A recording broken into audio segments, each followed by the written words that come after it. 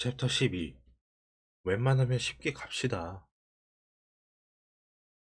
인류학자이자 생물학자인 제레드 다이아몬드는 총균세에서 단순한 사실을 지적했다. 대륙의 형태는 각각 다르다. 이 말은 너무나 당연해서 별로 중요하지 않아 보이지만 인간 행동에 아주 깊은 영향을 미친다.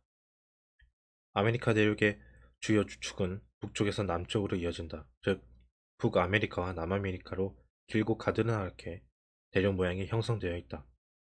넓고 평평한 모양이 아니다. 아프리카 대륙 역시 마찬가지다. 반면 유럽, 아시아, 중동 대륙은 반대다. 대륙의 모양이 동서로 뻗어 있다.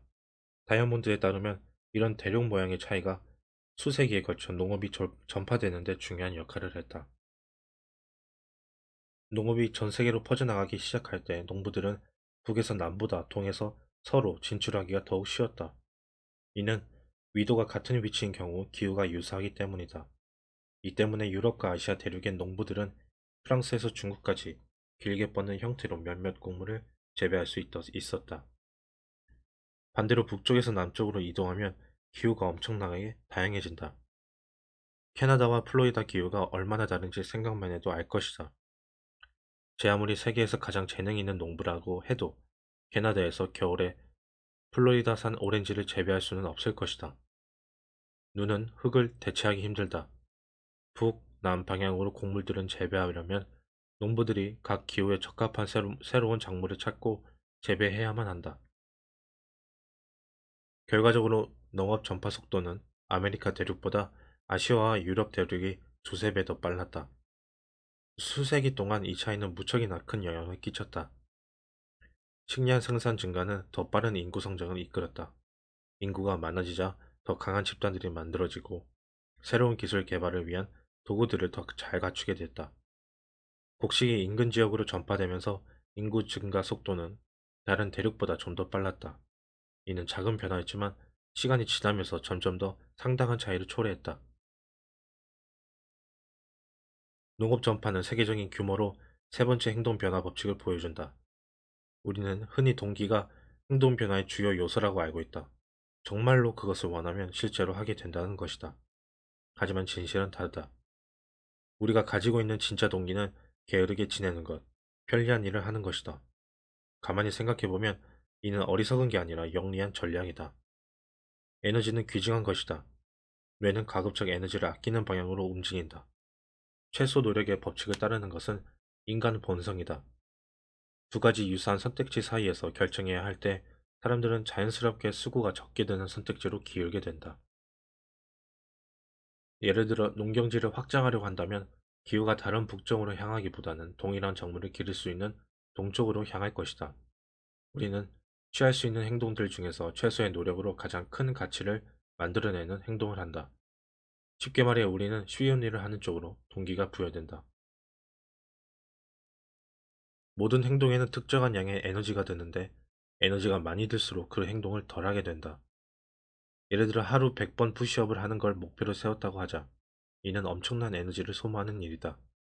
동기가 일어나고 흥미를 느꼈던 처음에는 그 일을 시작할 만큼 힘을 모을 수 있다. 하지만 며칠이 지나면 너무 큰 노력이 들어가기에 지치고 만다. 이와 달리 하루에 한 번 푸시업 하는 것 같은 작은 습관은 시작할 때 거의 에너지가 들지 않는다. 어떤 습관에 필요한 에너지가 적을수록 그 일을 할 가능성이 커진다. 우리 삶에서 많은 부분을 차지하는 어떤 행동을 살펴보자. 무척 적은 수준의 동기로도 그 일을 하고 있음을 알게 될 것이다.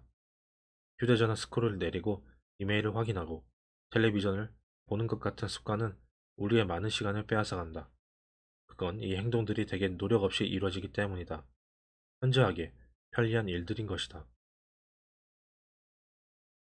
어떤 의미에서 습관이란 우리가 정말로 원하는 것을 얻어내지 못하게 방해하는 장애물일 뿐이다.